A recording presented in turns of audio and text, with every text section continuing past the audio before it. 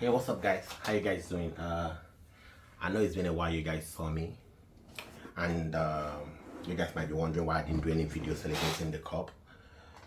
Uh, what's my excuse for that? First of all, the last match we played against Real Madrid, I was so excited that I lost my voice. And then the match when we finally played against Espanyol, I wasn't really like in a very good space. So I was really excited because we've won our 28th La Liga title against all odds, against referees, against whatever Tebas was planning, the financial fair play rules that have been against us, the fight against Daniel Mo and Paul Victor. We just had a lot on our plate and we still succeeded. So it's impressive, very impressive. So basically, the league is done. I know we're still going to play Atletico Bilbao, but I don't think that matters so much. The match we played against Villarreal, beautiful goal again by Lamine Yamal, who I think will eventually win the Ballon d'Or. That's my vote. If I'm given a chance to vote, I feel he has what it takes to take the image of football to the next level. Then looking at the match against Villarreal, I felt like the players were just all over the place.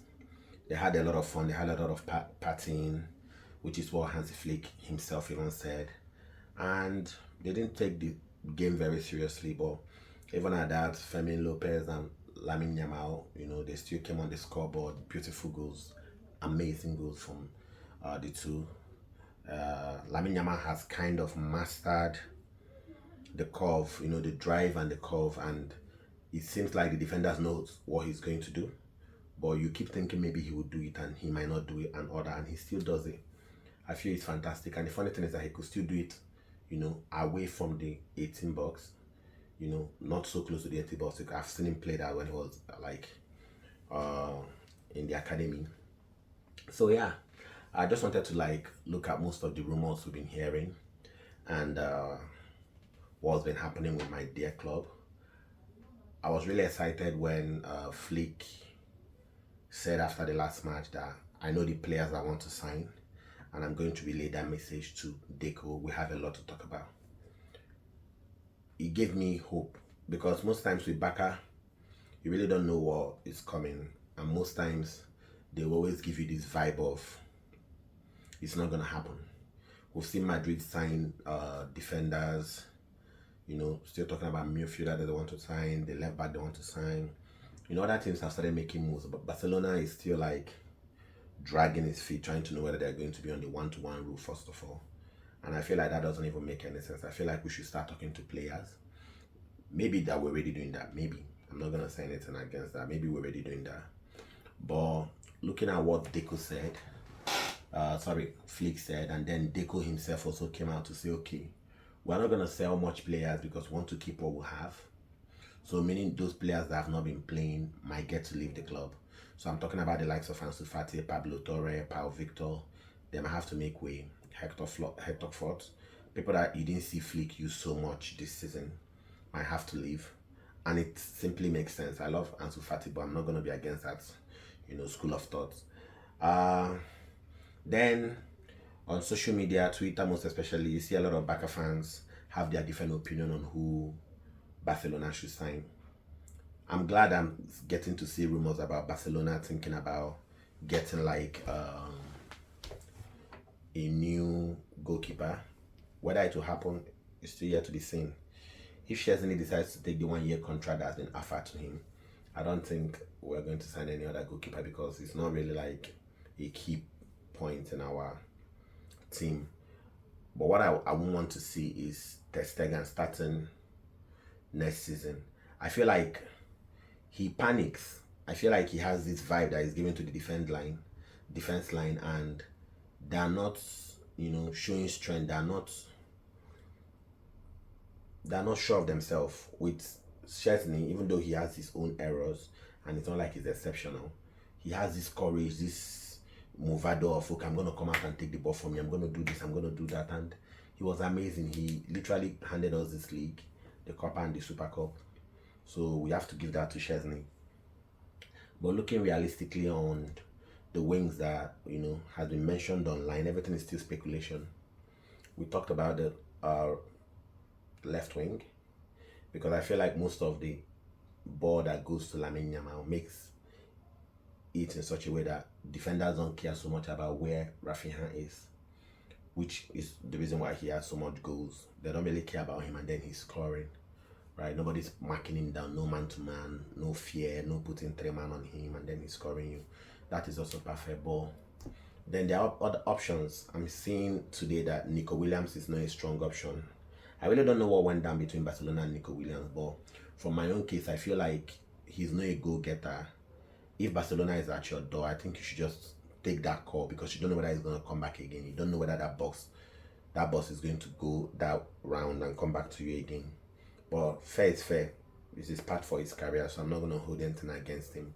And I feel like this season, he was not so magical. He wasn't like what we saw in Euros. He didn't transform that. It was all Lamine Yamal, reflecting his own performance to Nico, right? And, the whole energy, the whole bounce, the whole friendship was amazing to see. But now we're talking serious business. And the two options I saw today was Luis Diaz and Rashford. For Luis Diaz and Rashford, I have, my own personal opinion.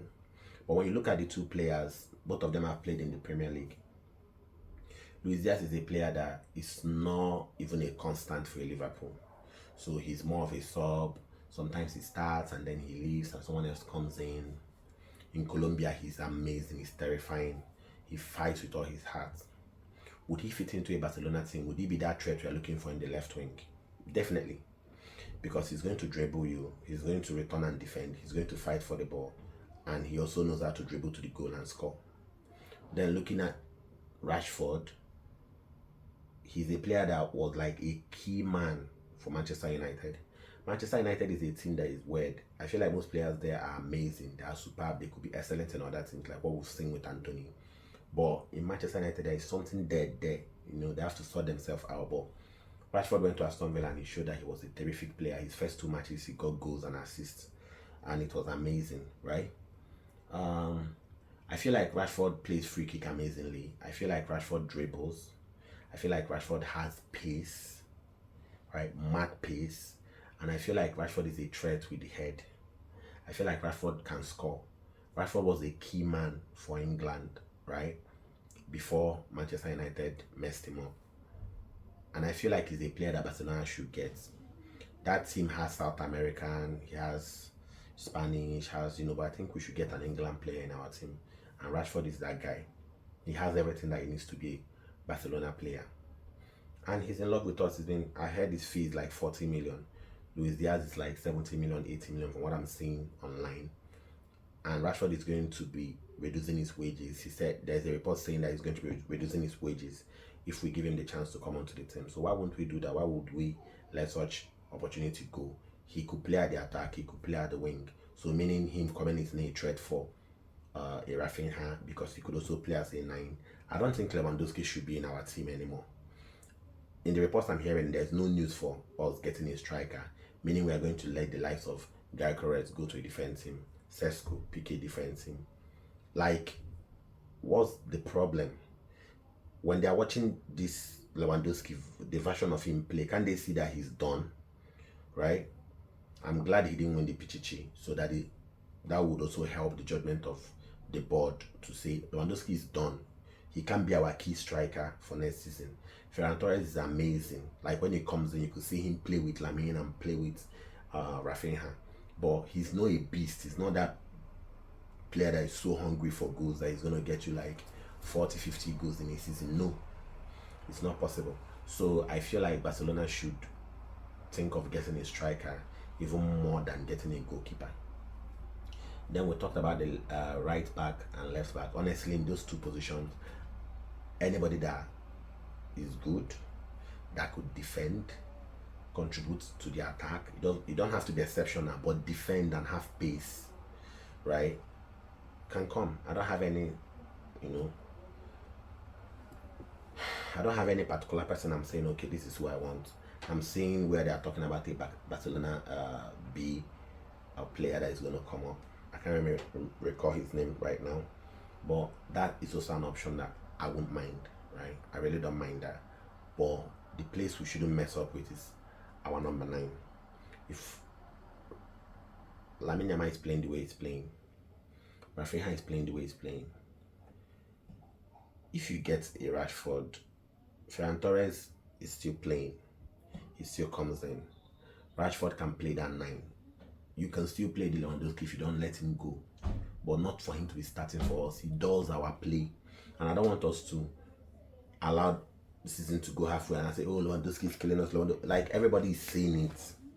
He doesn't have it anymore. He's 37. He can't run again. He can't do the things he used to do. Sometimes we're playing and we're building up play. We're tying up series of passes, and then you give it to him to pass it forward. He take too many touches and move backwards and kill the whole attack. So that's my personal opinion, right? I would choose the Rashford over Luis Diaz. I'll think of us getting a striker, even if it's a Jonathan David who is leaving Lille on a free. But even that, Napoli is ahead of us and is already making talks with him.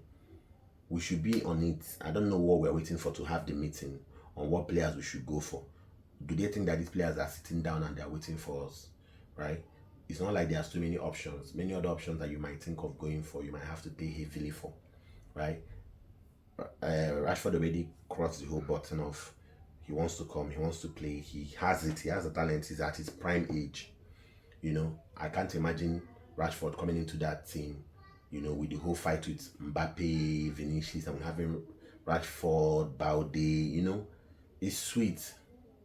It's sweet, right? Nico Williams is a kid. I can't keep having a team where we don't have a player that can single-handedly deliver a game for us, and that's not Nico Williams. Rashford can do that on a very good day. Anyway, that's the end of my rant. Please subscribe, share this video, like, comment, so that I can build up engagements for me, okay? I love you guys. Keep watching Edu React, and I'll see you next time. Peace.